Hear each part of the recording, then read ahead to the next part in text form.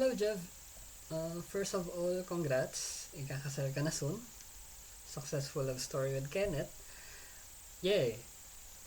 Well, hindi ko siya kilala ng lubos. Kasi parang twice or thrice ko lang naman siya na-meet. Pero kilala kita. And confident ako sa choice mo. So, I mean, of course, nagkamali ka before. Bago yan. And I believe natuto ka naman nun. So, ayun.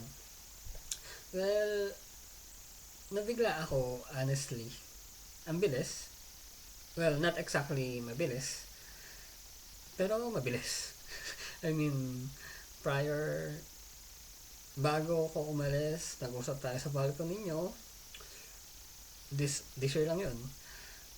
Na by October, magpo-propose si Kenneth sa Japan. Nakita tayo sa October, di pa nagpo-propose si Kenneth that time. Tapos, next na message mo sa akin, yun na yung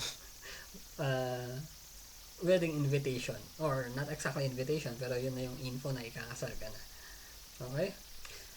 Well, na-explain mo naman sa akin kung bakit. So, yun. Okay naman yan.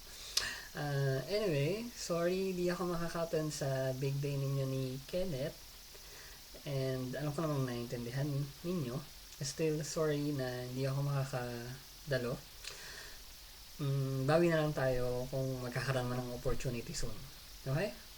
And yun pala, let me thank Yala rin pala for reaching out sa amin ni Richard. Kasi di namin alam na may ganito. Yun nga. Kaya may ganitong video. Anyway, hindi ko napahabain to. I think that's it from me.